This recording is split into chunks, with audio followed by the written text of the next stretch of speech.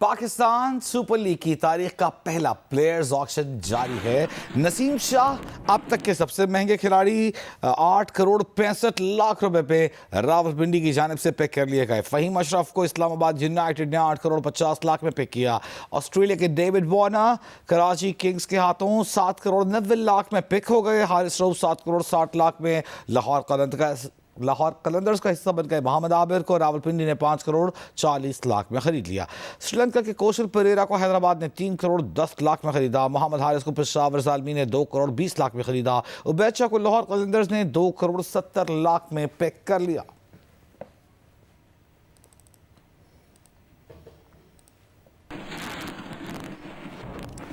दो रोज कबल खबर आई थी कि नेपरा ने नए सोलर रेगुलेशंस जारी कर दिए हैं और अब वज़ीर आज़म शहबाज शरीफ ने नेपरा के सोलर से मुतालिक नए रेगुलेशंस के इजरा का नोटिस ले लिया है।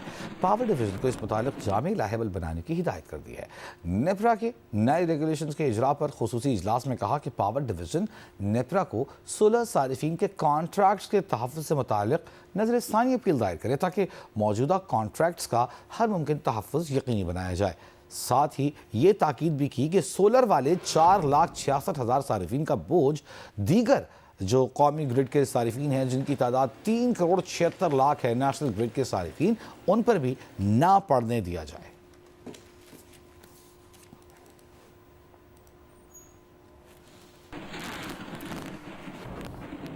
कौमी असेंबली की आज की कार्रवाई आपके सामने रखेंगे। वज़ीर दिफा ख्वाजा आसिफ का कहना है कि अपोजिशन लीडर का पाक फौज को 4 जिलों की फौज कहने का बयान गैर जिम्मेदाराना है। महमूद खान चकजई अपने नज़रियात ज़रूर रखें लेकिन अटैक ना करें।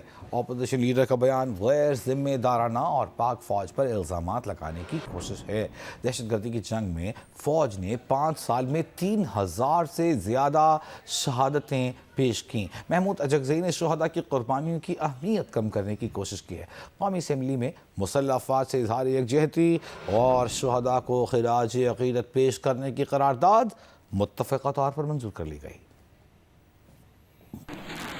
फौज को जो है उन्होंने लिमिट करने की कोशिश की है, उनकी कुर्बानियों को बिलिटल करने की कोशिश की है। उनके नजरियात जो हैं वो कम से कम कौम के जज्बात के ऊपर कम से कम अटैक ना करें। नजरियात रखें, वो उनका हक है, जो मर्जी नजरियात रखें। पाक फौज जो है वो वफाक की फौज है, किसी सूबे की या किसी जिले की फौज नहीं है। We are in the middle of a very bloody war. हम सियासतदान जो हैं किसी ग्रे एरिया में रहते हैं। मैं सबकी बात कर रहा हूं, मैं किसी की तरफ इशारा नहीं कर रहा। ग्रे एरिया में रहते हैं। अपनी सियासत की सहूलतों के लिए हम लोग जो है अपने हल्फ की इंटरप्रिटेशन भी मुख्तलिफ कर लेते हैं। एक पार्टी के टिकट पे इलेक्ट होते हैं, दूसरी पार्टी में शामिल हो जाते हैं। यहां पे कई लोग बैठे होंगे, कई लोग होके गुजर भी गए हैं जो 4-4, 5-5, 6-6 पार्टियां जिन्होंने बदली हुई। लेकिन इन शहीदों ने तो कोई पार्टी नहीं बदली। उन्हें जो हल्फ उठाया था जब वो फौज में शामिल हुए थे, उस हल्फ के लिए उन्होंने जान दी हुई। कायदे हिज़्ब इख्तिलाफ महमूद खान चकजई की ख्वाजा आसिफ को जवाब देते हुए उनका कहना था कि अपने अल्फाज पर कायम हैं, कभी जज्बाती बातें नहीं की। उन्होंने कहा कि हमने अंग्रेज़ों के ख़िलाफ़ सबसे ज़्यादा कुर्बानियाँ दी। आपने हमें जमहूरियत की हिमायत करने पर सज़ाएँ दी। आपने पश्तूनों की इक़्तिसादी ख़ुदकुशी करा दी। इस मुल्क के बासी हैं और जमहूरियत के मुखालिफिन के ख़िलाफ़ ज़रूर बोलेंगे। पाकिस्तान हमारा मुल्क है और हमें आबादी के तनासब के हिसाब से अपना हिस्सा चाहिए।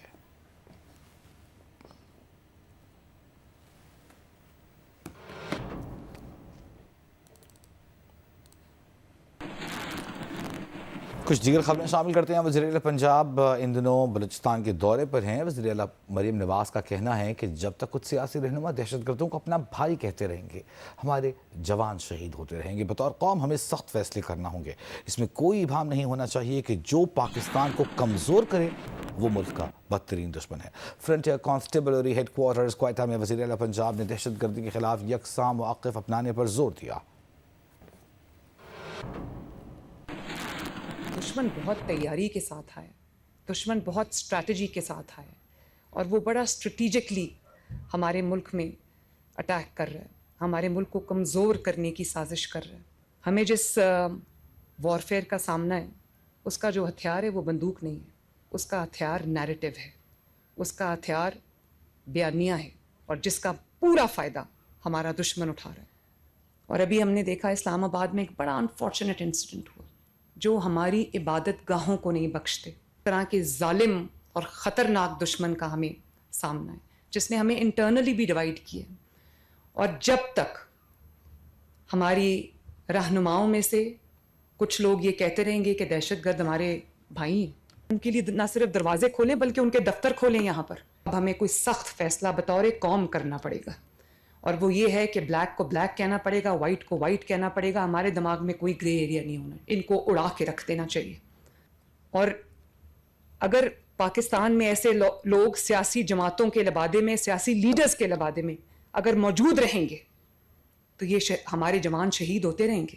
آپ کے پاس لاکھ وجوہات ہوں, لاکھ, کوئی کہہ سکتا ہے ڈیولپمنٹ میں کمی ہے, کوئی یہ کہہ سکتا ہے ہمارا حق ہمیں نہیں مل رہا, لیکن جو اپنے ملک کے خلاف ہتھیار اٹھاتا ہے, جو اپنی اسٹیٹ کے خلاف ہتھیار اٹھاتا ہے, وہ ہمارا دوست نہیں ہے, وہ ہمارا دشمن ہے. بیرسٹر عقیل ملک اس وقت راولپنڈی میں تقریب سے خطاب کر رہے ہیں.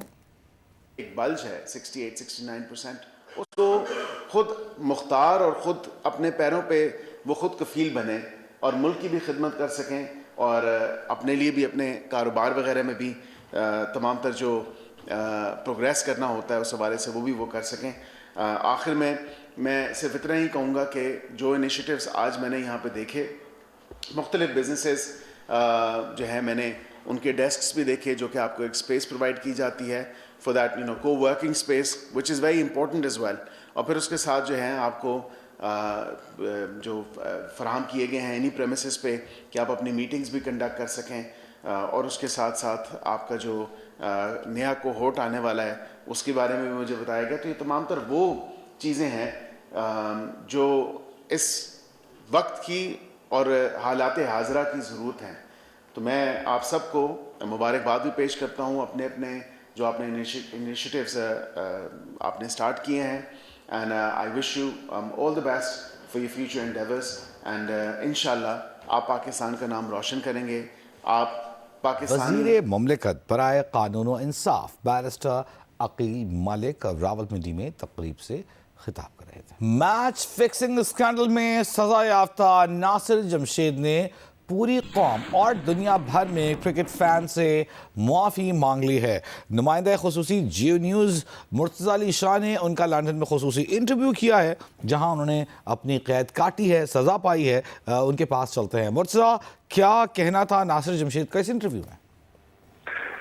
جی آج سے تقریباً 9 سال پہلے جو ناصر جمشید نے اسپاٹ فکسنگ کی تھی, جس کے بعد ان کو سزا ہوئی تھی, برطانیہ میں انہیں جیل بھی جانا پڑا تھا, اور 2 پاکستانی کرکٹرز ان کو بھی سزا ہوئی تھی. اس کے بعد ناصر جمشید نے پہلی بار انہوں نے اپنا جو حال دل بیان کیا اور انہوں نے معافی مانگی ہے پورے پاکستانیوں سے, کرکٹ فین سے from all over the world. انہوں نے یہ کہا ہے کہ جیل میں جو انہوں نے ٹائم گزارا وہ بہت مشکل تھا, اور کئی دفعہ ایسی سٹیج آئی کہ جہاں انہوں نے سوچا کہ وہ خودکشی کر لیں, لیکن ان کی جو بیوی ہے ڈاکٹر سمارا, وہ ان کو ان کی جو بیٹی ہے اس کی تصاویر بھیجی تھی, اور انہوں نے کہا کہ وہ اپنی بیٹی کے لیے انہوں نے فیصلہ کیا کہ وہ زندہ رہیں گے, اس کو ایک بہتر مستقبل دینے کے لیے. انہوں نے یہ کہا کہ جب انہوں نے اسپاٹ فکسنگ کی تھی تو وہ ایکچولی انہوں نے, ان کی فیملی اس وقت اور خاص طور پر والد ایک مشکل ٹائم سے گزر رہے تھے. ان کو برین ایوریج ہوا ہوا تھا, ان کے پاس علاج کے پیسے نہیں تھے, اور وہ اپنے والد کے ٹریٹمنٹ کے لیے انہوں نے جو پیسے ان کو ارجنٹلی چاہیے تھے, اور انہوں نے جو میچ فکسنگ کی. اور برمنگھم میں جس شخص سے ان کی ملاقات ہوئی ان کو یہ نہیں پتا تھا کہ وہ ایکچولی ایک انڈر کور نیشنل کرائم ایجنسی کا وہ ڈیٹیکٹو تھا, وہ ایک جاسوس تھا جو ان کی خفیہ مانیٹرنگ کر رہا تھا. انہوں نے یہ کہا کہ ان کے ساتھ جو یوسف انور تھے وہ اب تسلیم کرتے ہیں کہ انہوں نے یوسف انور کے ساتھ مل کر یہ سازش کی جس میں شرجیل خان اور خالد لطیف ان کو انہوں نے اسپاٹ فکسنگ پر آمادہ کیا. انہوں نے کولیبوریشن کی ان کے ساتھ, اور انہوں نے پی ایس ایل کے جو میچز تھے اس میں انہوں نے اسپاٹ فکسنگ کے لیے اگری کیا تھا.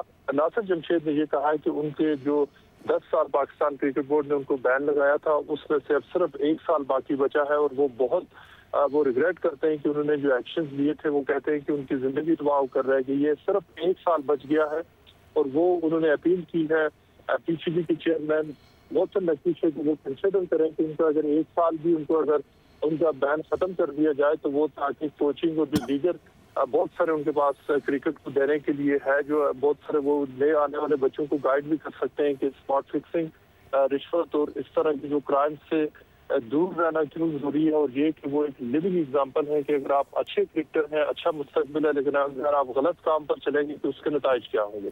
جی بہت شکریہ مرزا علی شاہ۔